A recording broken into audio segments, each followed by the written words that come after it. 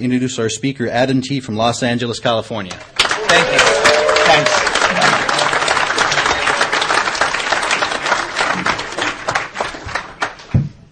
My name's Adam. I'm an addict. I'd like to first thank the committee for asking me to come out and speak tonight. It's an honor and a privilege to be asked to participate in Narcotics Anonymous. Ultimately, it's a responsibility to give back what was so freely given to me. I want to welcome you guys that are new. If you're trying NA one more time, if perhaps you don't think this will work for you, if you really don't want to be here. I mean, I hate to say this, but I hated all you happy people, you know. I would get released from treatment centers, and the last thing I wanted to do was, you know, get involved in this. I mean, a lot of people get loaded to fit in. I wanted to get away from everybody, you know, and I did that walk of shame. I had so many key tags and chips. I stood up for 17 years. I mean, I could have played poker with them all. It was ridiculous. And, you know, I don't mean to be funny, but I did that walk of shame over and over and over again. And, you know, I would go into your head and look back at myself and think, what a loser. Why can't you get this? What's wrong with you? And I mean, I know the old timers were judging me, you know. If you're new, we're judging. Right? You know what they say, right? They say, oh, don't judge anybody in Narcotics Anonymous. You ever hear that? 5 minutes later, they're telling you to stick with the winners. Right? You hear a lot of stuff in recovery that's not necessarily in the basic text. They'll tell you, don't make any major decisions in your first year. Have you guys seen the third step?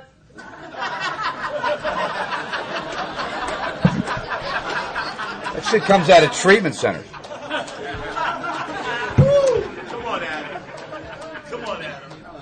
What's the other one? Oh, don't get in a relationship in your first year. No one knows if that works. No one's ever done it.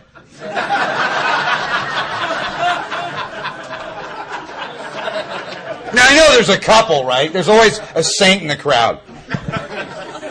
If you got a halo on, don't let it choke you.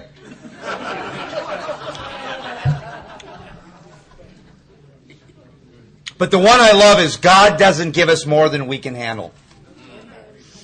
And you know, if that was true, I wouldn't need God's help. And the longer I've been separated from narcotics, the longer I've been in recovery, the more I've absolutely needed God's help. And Narcotics Anonymous has done for me what I could never do for myself. It's done for us collectively as a group conscious what none of us could do. You know, and I never wanted to admit that I needed you. And I think the most common thing that we say in recovery, the most important thing that we say in recovery is, yeah, me too. You know, I never really understood that because for me, like a lot of us, this is a disease of isolation. It's about being separate, different, and alone. You know, and eventually I started going through treatment centers, you know, and this isn't a plug for treatment. But by the time I finally got clean, I'd gone through treatment 28 times. And I remember telling my sponsor, you know, I went through treatment 28 times. I was hoping that would get rid of the guy, you know, loser. And he looked me right in the eye and he says, you know, that doesn't make you an addict. And I thought, you're kidding. He says, no, it means you paid $500,000 for our basic text. And I wasn't laughing. I didn't think that was funny.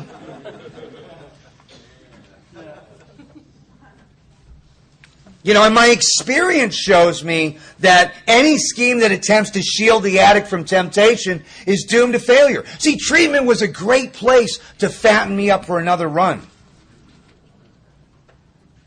But treatment never solved the problem. And I always thought the problem was narcotics.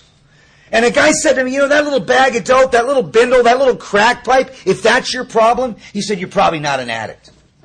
And then he said to me, if you're a real addict, the type that's described in the literature, your problem isn't narcotics. And you know what? It took me another decade to understand what he was trying to tell me. Because from the time I was in junior high school, it was obvious that I couldn't live with narcotics. You know, pissing in my pants, drooling on my desk. I mean, 7th grade. Everyone could see I couldn't live with narcotics. They used to call me Space Cadet. Everyone thought I was like, Asian because I couldn't keep my eyes open.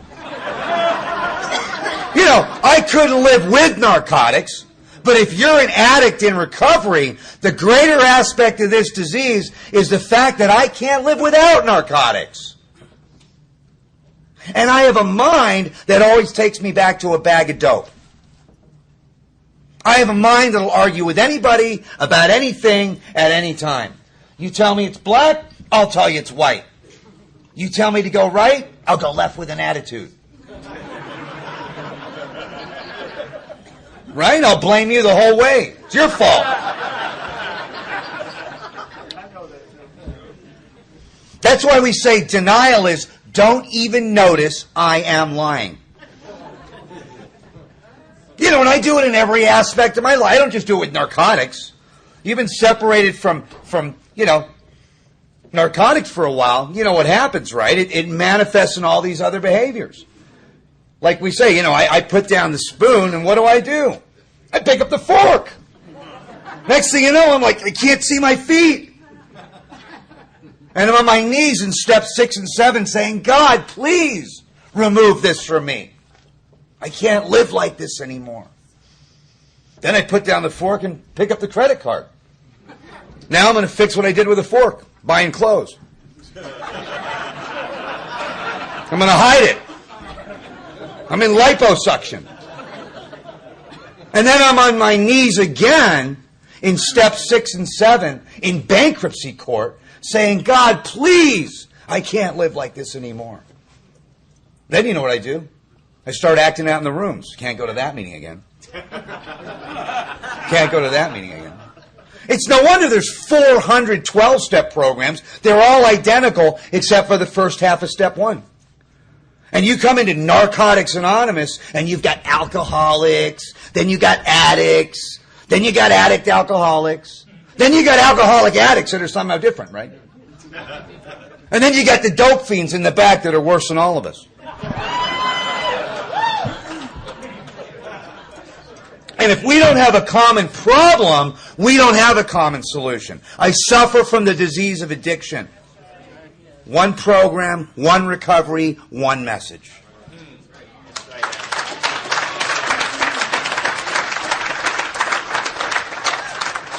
And it's my experience now that when I straighten out spiritually, in the steps I straighten out mentally and physically in all the other areas. And I never understood that. And what I would do is I would play musical poisons in the first half of step 1. Like we say, it's like changing seats on the Titanic. And never really address the problem. And I always thought the problem was narcotics. And it took a long time for me to really understand what this spiritual malady is. A malady that moves me into an obsession that moves me into this allergy where I can't stop, and an allergy that kills me. So I can't live with it, but the greater aspect of this disease, and if you're like me, I really can't live without it. And eventually I started going through treatment centers. And, I was in my final treatment center. I was 120 pounds. I had tracks from my wrist to my neck. I looked like I just got out of a concentration camp. I was hopeless. I was dirty. I was lost. I'd let everybody down one more time. Remember that great feeling in detox?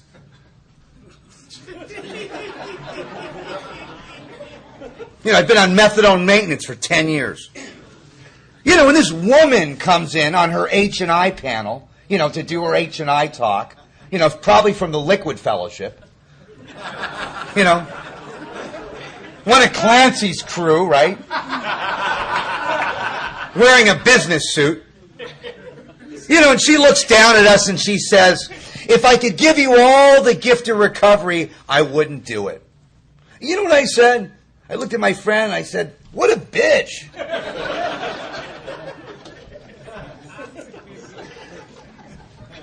And what she said was, the reason I wouldn't give you the gift of recovery is because I wouldn't rob you of the journey. And all of these years later, I understand that that journey to recovery, very much like that journey to surrender that each and every addict has to walk, is personal. And thank God we don't shoot our wounded in Narcotics Anonymous. This would be an empty room.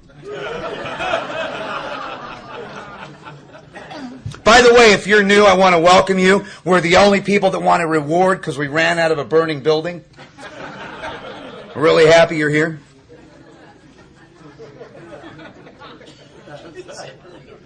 If you're sitting here tonight thinking about getting loaded, it beats the hell out of being in a dope house right now thinking about being clean.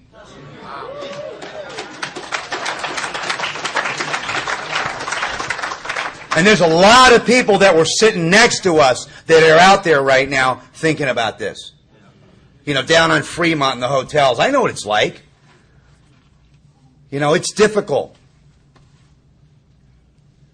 sometimes to stay here, but it's almost harder to get back here. You know, and for me, like a lot of us, the door revolved for a long time. You know, and then eventually it slammed shut. And then I was shooting dope in county jail. I was getting loaded in treatment. You know, I was having people mail it to me. You know, and all of a sudden I couldn't get back here. You know, I was going to that clinic every single morning. Dying of this thing. And the disease killed me every day, but it wouldn't bury me. And if you're new, my sponsor said when I got clean, he said, I want you to buy a black suit. And I said, why? And he said, well, you're going to go to a lot of funerals. And then he said, if you get loaded again, at least we'll have something nice to bury you in. He wasn't nice to me. See, but the reality is, if you baby the addict, you'll bury him. Tell me the truth. That this is a fatal, progressive, chronic disease. That this disease for me is like being on a train. And the train only goes to one place. We know where it goes. It goes to jails, institutions, and death. That's the only place the train goes. Now, right now, we're at a station. And I feel safe. But my experience shows me that I will get back on that train again. You know, it took a long time for me to really understand what it meant to be powerless. Because people say, what's your drug of choice? I'm like, what's your drug of no choice? You know, I can put this down and that down, but you put that shit in front of me, I'm shitting in my pants. You know, I can't say no. And I'm very clear on that powerlessness. And people say, oh, don't use no matter what. I'm like, why don't you join Nancy Reagan's Merry Band of Winners and just say no?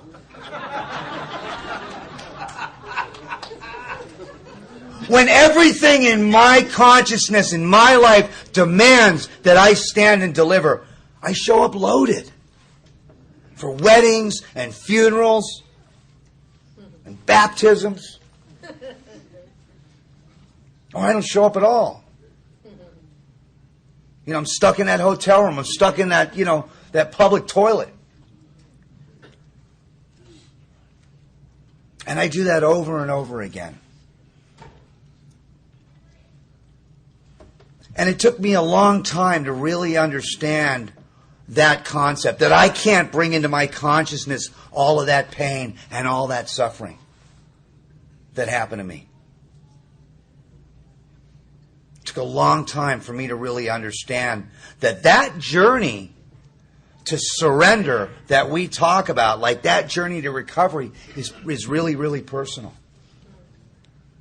You know, and me, after spinning out of control and being in the rooms and going to the clinic and sitting in noon meetings and drooling on myself and taking other people out with me and doing all the despicable, diabolical, disgusting things that a lot of us have to do on that road to desperation, you know, I wish I could give that to you if you're new. But see, that's the cover charge for Narcotics Anonymous. That walk of pain. I hate to say it. That's why, you know, it's only $1. It took a long time for me to get any kind of clarity that, you know, that surrender, it's the hardest thing in the world to have, Now, I do a lot of H&I. I should, right? I'm an alumni from everywhere. And by the way, if you're new and you heard about Narcotics Anonymous in treatment, Hospitals and Institutions, which is one of the committees in Narcotics Anonymous, has the lowest relapse rate in all of recovery.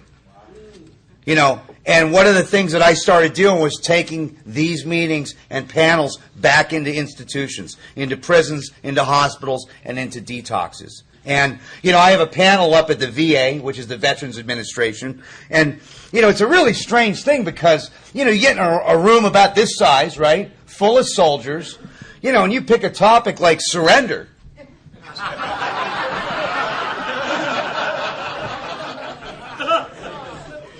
You get dirty looks.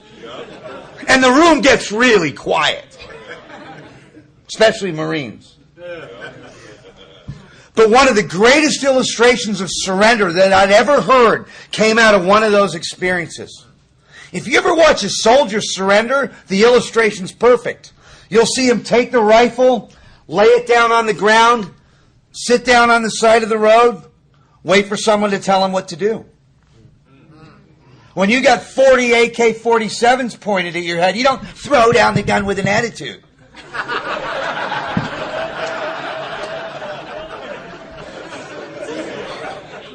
What's your relationship to narcotics, huh? You get caught looking at the gun, someone's going to put a cap in you, right?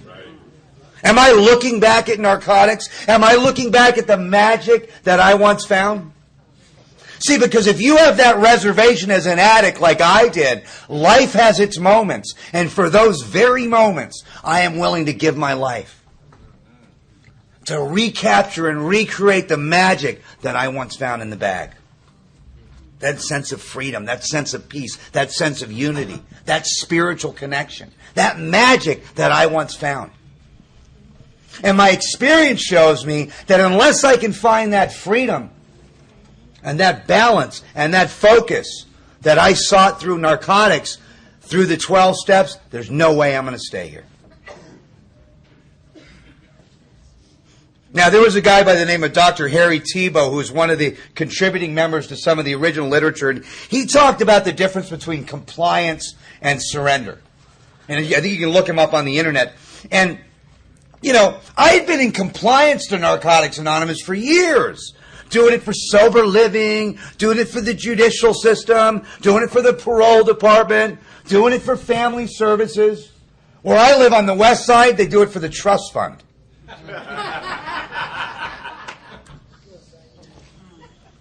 But see, that concept of surrender, very much like that soldier that lays down that rifle, is unconditional. And I had to look at my relationship to narcotics. That I couldn't stop once I started. That I couldn't stay stopped on my own. That I couldn't stop without a spiritual experience. And I had this mind that always takes me back. And for me, there was a huge difference between the act of surrender that got me into the program and into Narcotics Anonymous over and over and over again, and the state of surrender that's keeping the old-timers here. It's a completely different concept. It's kind of like watching a swan glide across a pond of still water. It looks so graceful. It's so effortless. It's so smooth. It's beautiful. But you know what's going on under the water, right? He's paddling like hell. And people ask me, what changed after going through treatment 28 times? What changed after being in the rooms for 17 years loaded? And what changed is action. That I became willing to take actions in Narcotics Anonymous that I did not believe in. I became willing to set aside everything I thought about NA, about the 12 steps, about you, about me, and about God so I could have a new experience with this thing. And I started to look at it from a different perspective. I swear to God, if this was a room full of dope dealers, you'd have every number in here. That's why when Narcotics Anonymous started, they didn't want us meeting. Because most of us, a lot of us were felons. But we're here for the purpose of recovery.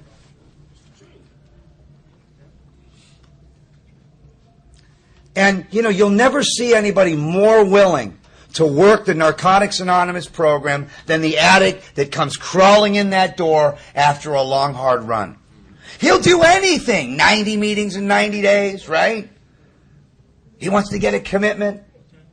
He's got, 2, 3 sponsors? First day out of detox, he wants to take the coffee pot home. Fuck. That's how we lose half our literature. You won't be selling that in the hood. And 30, 60, 90 days later, that same addict's looking at me going, man, you mean we got to go to meetings every day? And just like the prize fighter that throws in the towel and says, I'm done, what do? I take that towel back one little piece at a time. I take my will back.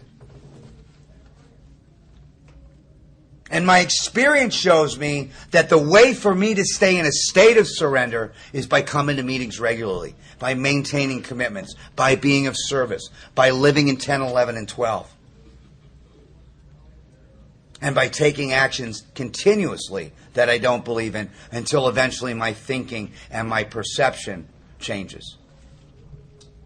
And, no one could give that to me. And I had to lose in every imaginable way before I could win with this thing. And it's like unplugging a refrigerator. You know what happens if you unplug a refrigerator, right?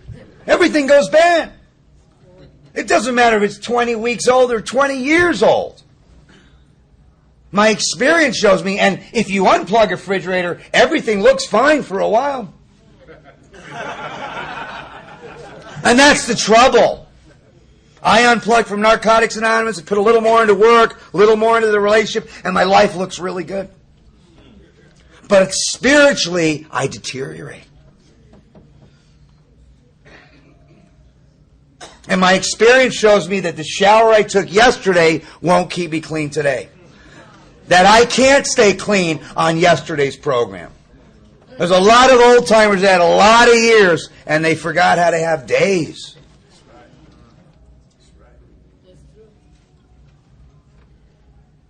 My sponsor, it's really strange because he told me, if you're not willing to take people through the steps, you're going to die. And that was the whole point of the exercise. The work in Narcotics Anonymous was not working on myself. It was getting rid of self so that I could be of service to others, so I could reach into my community and help other addicts. And through doing that, I would find freedom. And I didn't believe that until I experienced it. So we can talk all day long about what gets us into these rooms. I think it's more important as addicts in recovery to talk about what keeps us here.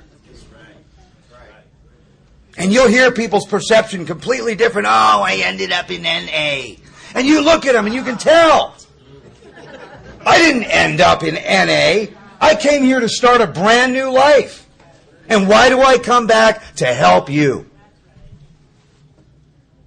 It took a long time for me to understand. See, there's two kinds of people in the real world. And I know I'm going to offend some people tonight, and I'm sorry. There's givers and there's takers. 90% of the world out there is takers, 10% are givers. Now, you come into Narcotics Anonymous, you think it's any different? Same thing, 90% takers, 10% givers. You don't believe it? Wait till they ask for cleanup tonight. Start to wonder how many people actually registered for this thing.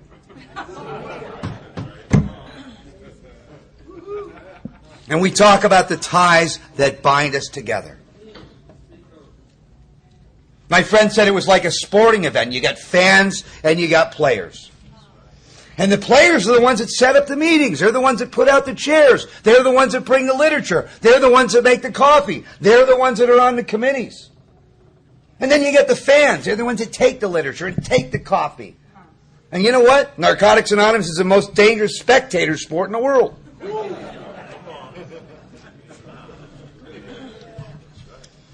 Fear won't keep me clean. If you're an addict, You know, when you're new and you're a little scared, that's cool. But my experience shows me that getting a third strike, living on the street, being homeless, losing my career, throwing away my education, losing my health, losing my family, losing my kids, that's not enough to keep me clean. Did scared straight work for you? Now, we have what they call the recreational user. There is such a thing. You know, they stop Sunday afternoon. But see, there's a big difference between, they're the ones that break the pipes and stuff.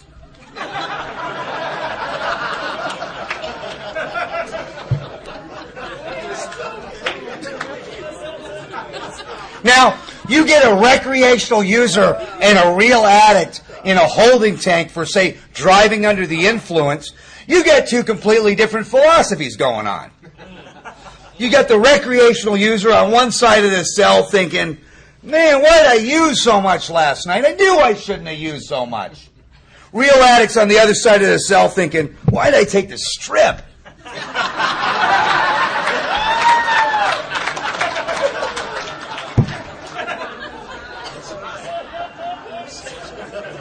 Now, the court card people never laugh at that shit. They don't think that's funny at all. Could have been a completely different Friday night for you.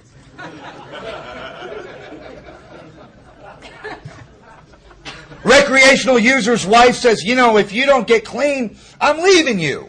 Recreational user cleans up his act. Doesn't use in the house, right? Gets a little Visine. Now, if my woman says to me, honey, if you don't get clean, I'm leaving you, you know what I'm thinking, right? I'm thinking about single life.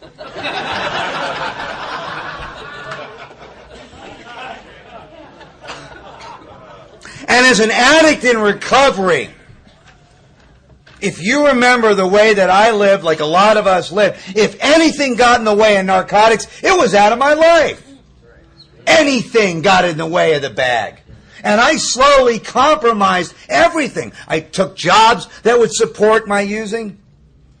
I picked women that would support my using. And slowly, it took it all. But if anything got in the way of using, it was out of my life. And if you're an addict in recovery, if anything gets in the way of Narcotics Anonymous, it's out of my life. Now, that may not be your experience, but that's my experience.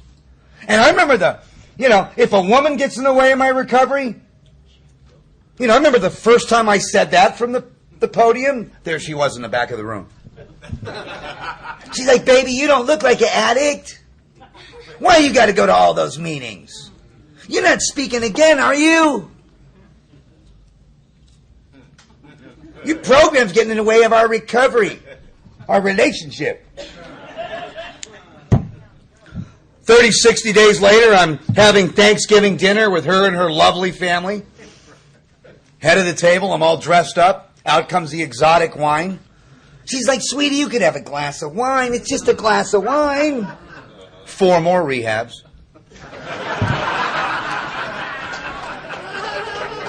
Shit, I stole her purse that night.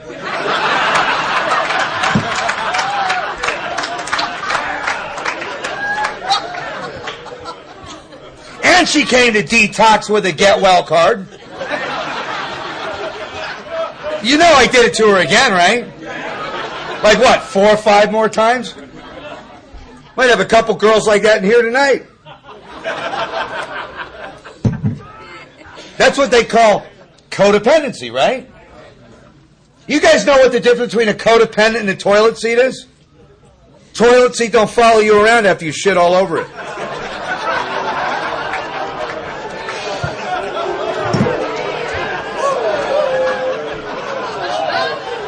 What, was that a revelation or something? Shit. I might get killed after the meeting. There's a program for you guys. For her, a slip was 10 minutes of compassion. I have sponsees that pay more in taxes than I make all year. They have these huge careers and these little tiny programs. You know what? I've never seen one of them stand the test of time here. What do I do for a living? I stay clean. What do I do for money? It's over there. And if I get them mixed up, I'm in handcuffs. If I get them mixed up, I'm in an emergency room. Or I get both. I'm handcuffed to a gurney. With a cop trying to get the rock out of my mouth, right? Oh, that might be a yet for you. Shit can happen.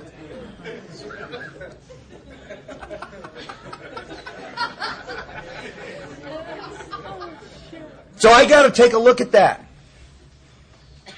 Self-knowledge won't fix me. I've had every relapse prevention class known to man. You go through treatment 28 times, you've heard it all. And if you're new and you think you're going to learn about your triggers and you're going to learn about relapse prevention, you might. I remember being in relapse prevention class and I'm raising my hand. We're talking about triggers. I tell my counselor, waking up's a trigger for me. I was asked to leave the class. I'm disturbing the other clients. Come up, I want to use, right?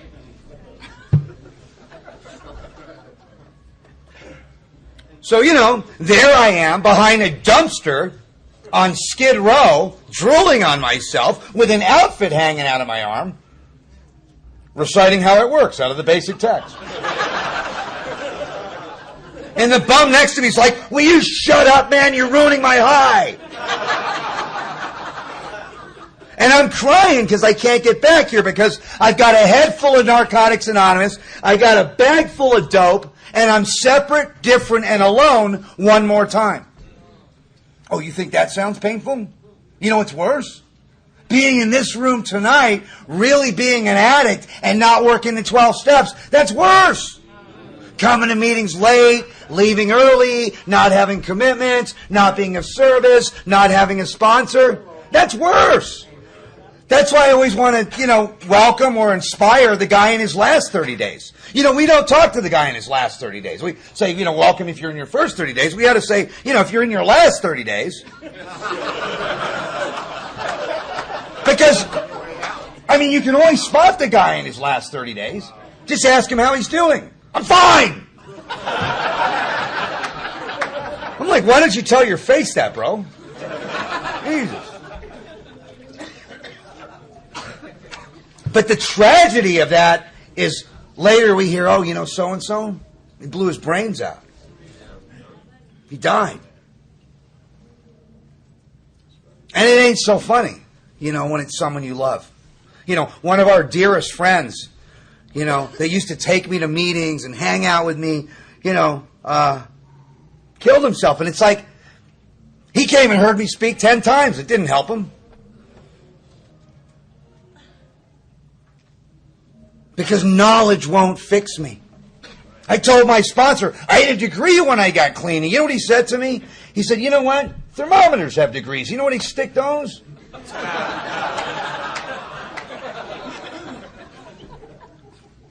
See, these 12 steps for me today are a set of principles.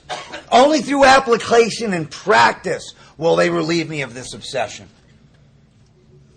There's people that know more about the 12 steps and about the literature and about the readings than I'll ever know on Skid Row. Trying to get another hit right now. And the difference between them and me is I got smart feet. And I'm not going to unplug that refrigerator. And I'm going to do today what I did yesterday, and I'm going to do tomorrow what I did today. And because of that, I've got some freedom. See, the knowledge is necessary for me to win the confidence of a newcomer. Where the clergy couldn't do it, where the therapist couldn't do it, where the drug and alcohol counselor couldn't do it, where the parole officer couldn't do it. Another addict was able to win my confidence because he lived like me. Not just in the spoon and the Brillo and the horn, but he lived like me in untreated addiction. And he could share that separation, that resentment. that selfishness, the dishonesty that addicts live with. He was able to share with me his experience, his strength, and his hope. And see, it's 1,000 words. It means more than 1,000 words. I see guys in my neighborhood and, they're all strung out and they see me coming along and the first thing they say to me is, "Man, when'd you get out?" Because the only time we ever look like this is a week after we get out. And I'm like, I've been out for years. And then we talk about how that happens. And then you hear it, well, my life really ain't that bad. There's two kinds of denial for me. One is denial about the problem, but the greater aspect of denial is about the solution. And we hear it. Most of us don't have to think twice about whether or not we're addicts. We're all nodding at that. But will the steps work for me like they work for you? A lot of people walk around and say Narcotics Anonymous doesn't work. And I go, how many people were you sponsoring when you relapsed? Never heard it. Let's say we're doing 1 in 13.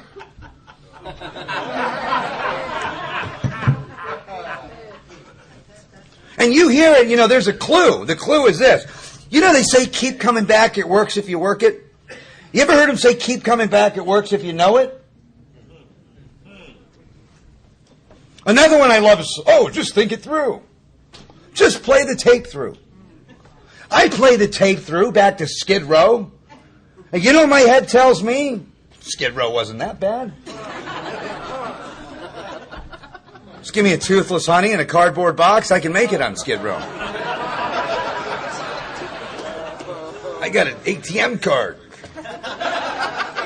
They got dollar hits now.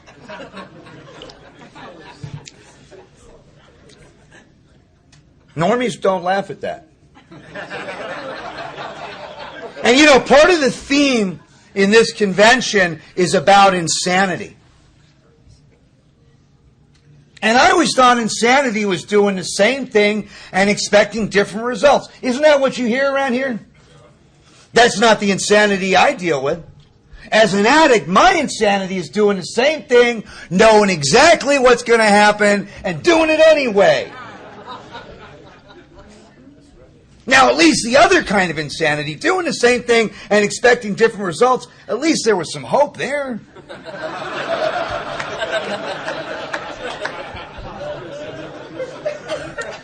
Now, I don't want to, if I haven't offended you already, but,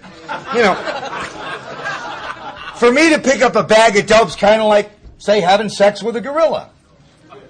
Now, if you have sex with a gorilla, honey, it ain't over till the gorilla says it's over. You get that gorilla back in the cage, it starts looking at you again with those loving eyes. Remember how it used to be?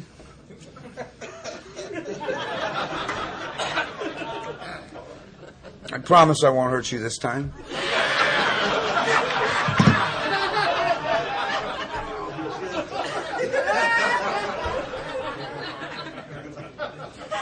Nobody's going to know.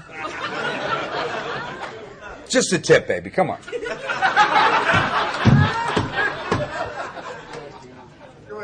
That's the insanity that I live with. It reminds me of the polar bear. We were talking about this guy gets a rifle for his birthday, and one of his lifelong ambitions was to shoot a polar bear. So he goes to Alaska, where the polar bears are, and, he sees this bear, and he's got this new rifle, so he takes his shot, and he kills a bear, and he goes over to check out his kill, tap on his shoulder, bigger polar bear, looking down at him. The polar bear says, you just shot my son. You got two choices. Either let me have my way with you, or I'm going to maul you to death. A couple weeks later, he's healing up in the hospital. Now he's got a resentment, right? He's going to go back and get this bear. So he heals up, gets back on the plane, goes up to the tundra where the bears are. He sees the bear. He takes his shot. He goes over to check out the bear. Tap on his shoulder, bigger polar bear looking down at him. You just shot my uncle. You got two choices. Either let me have my way with you, or I'm going to maul you to death.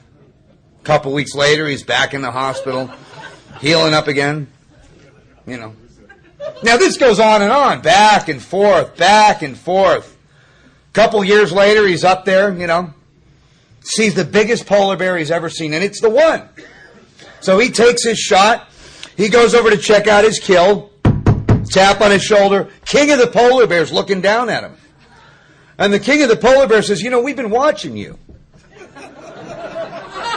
You're not really up here for the hunting, are you?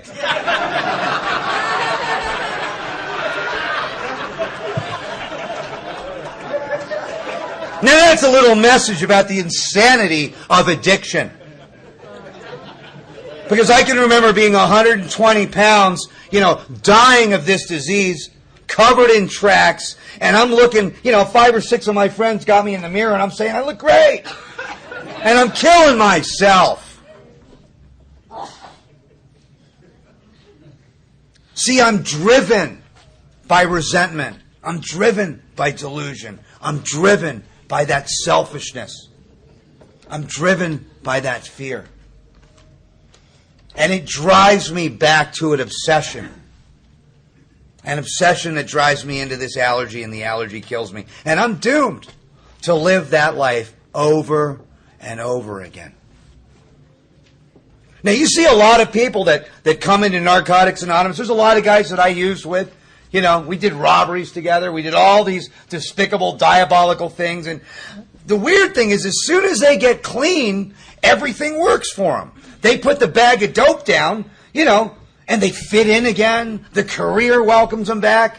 They come to meetings once a year, never work a step, and their life gets consistently better. They've been serene since their ass hit the seat in Narcotics Anonymous. That's not my experience. My experience, every time I put the bag down, the first thing they say to me is, boy, you need to be on medication. Why are you so angry? Why are you so emotional? What's wrong with you? Why can't you sit still back there? And I'm crying at dog food commercials. See, when I'm not using, I have a whole other set of problems. When I'm not using, I'm a prey to misery and depression. When I'm not using, I can't control my emotional nature. When I'm not using, I can't manage my personal relationships. When I'm not using, I'm full of fear. When I'm not using, I'm of no use to other people. In untreated addiction, I'm basically unhappy. And the way that plays out for me is I don't fit in, I'm not part of, you don't understand me, everybody's in my way, life's not treating me right, they're not paying me enough, I'm underappreciated, no one understands me, my woman's cheating on me, I gotta get loaded. And something magic happens. I pick up a bag of dope, and I intuitively know how to handle situations that used to baffle me. Shit. Right? Give me a couple of drinks, fear of people and economic insecurity leave me, I'm buying the whole bar drinks. Hell, I'll write you a check. Give me a couple of Vicodin, I can comprehend the word serenity, and I know peace. Give me a little cocaine, I want to start a business with you. See, narcotics produces the illusion that my life is manageable. It sets up an illusion that my life is manageable. And unless I can find that freedom, that balance, that peace, that focus, that sense of unity that I found in narcotics through the 12 steps, there's no way I'm going to stay here. See, for me as an addict, narcotics was an artificial means to a spiritual experience. These 12 simple steps are a practical means to a spiritual experience. You take the bag away from me, you don't give me something better, I'm a dead man. And it took a long time for me to really understand that. That I would slowly spin out of control. Because it was narcotics that gave me the courage to ask that beautiful girl to dance, to walk across that dance floor. It was narcotics that gave me the guts to go after that big job, to go after that audition. Narcotics gave me the wings to fly. And unless I can find that freedom through this process, there's no way I'm going to stay here. And when I'm not using, I'm chasing you 4 exits past my exit on the freeway. I'm jumping up and down on your hood in traffic. I'm counting your items in the checkout line.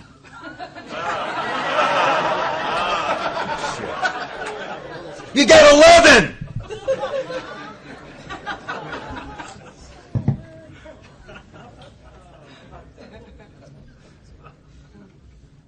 There was a guy that said the real problem here isn't narcotics. He said the real problem is a conscious separation from God. And then he pointed to the 11th step where you see the solution, conscious contact with God. And the bridge for me to 2 to 11 was steps 4 through 9. And it took a long time for me to understand what a conscious separation from God was. I'll tell you one thing, I didn't want to pray. You know why? I didn't want God to find out where I was.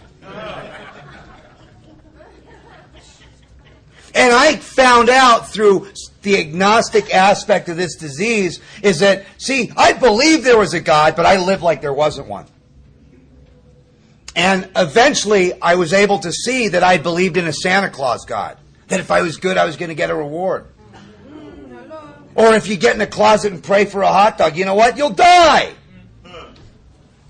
God can move mountains, but you better bring a shovel. I tell my sponsees, don't pray for women. God's not a pimp.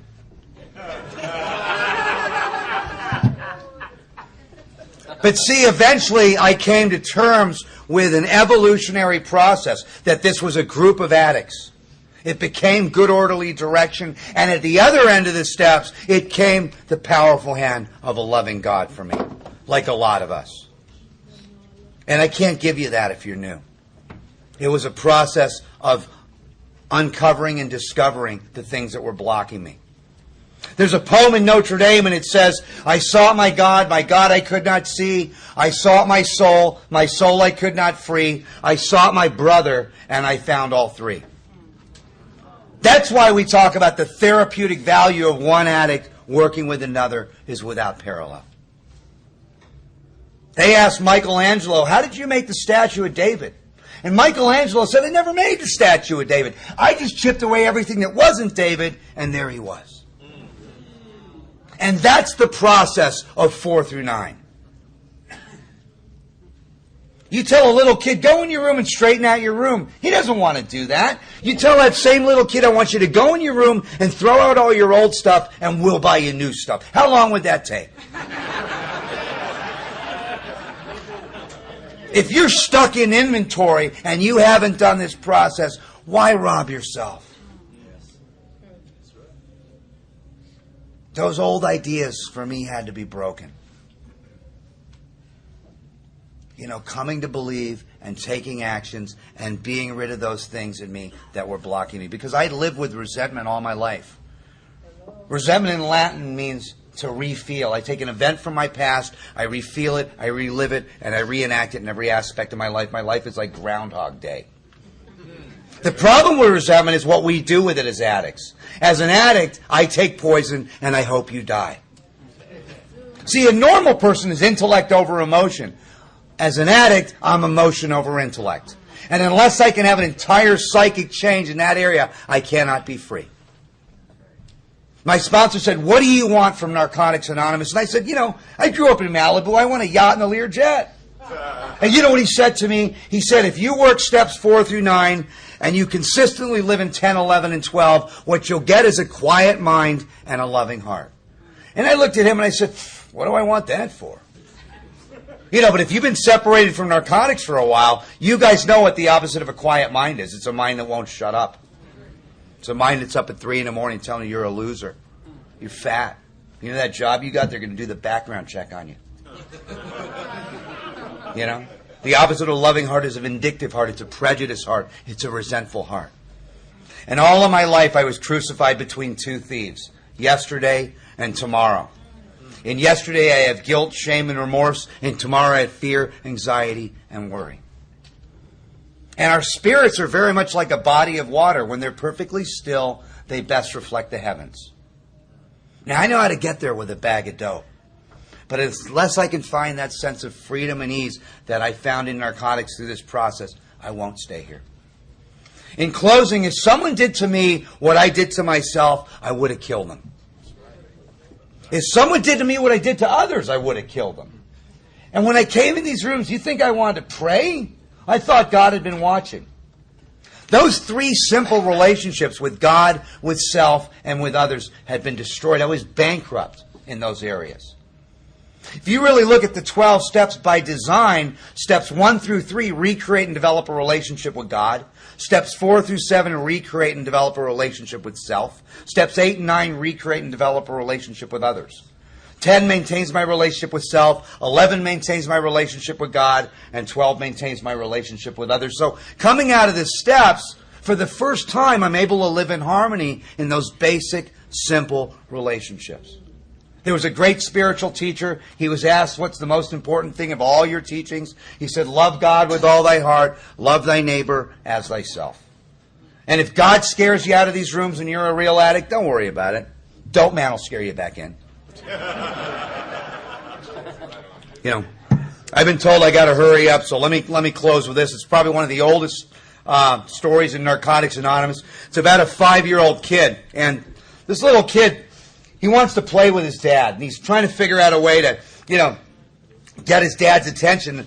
The dad's like an accountant, so he's trying to figure out a way to get rid of this little boy. So he gets a map of the world. You know, National Geographic, they have those great maps of the world. And he rips this map of the world up into like 50 pieces, and he gives it to the little boy, and he says, here's some tape, son. What I want you to do is I want you to put this little map of the world back together, and then we'll play. And he's thinking, it's going to take the kid an hour. I finally got rid of him. Little boy comes back in 2 minutes. He's got the whole map of the world all taped back together, and the dad says, son, that's impossible. It's impossible. How did you do that? And the little boy says, Dad, on the back of the map of the world was a picture of a man. I just put the man back together, and the whole world fell into place. And that is the spiritual technology of Narcotics Anonymous for me. That it rebuilds the man. 1 through 3 with God, 4 through 7 with self through inventory, 8 and 9 with others through service and through amends, and then maintains those simple relationships. And like a lot of us, for me, the whole world fell into place. So if I live to be 100 years old, I could never pay Narcotics Anonymous back for the freedom and the relationships and the friendships and the love and the awesome higher power, and all the gifts that we've got here. And, people say, I'm a grateful addict. I used to want to throw up when I heard that. But, looking back at it, the disease of addiction is the only disease, when treated, that leaves the sufferer in a better position than if they didn't have the disease. Wow. And the only way to really know that is to have the psychic change and live these 12 steps. Thanks for having me.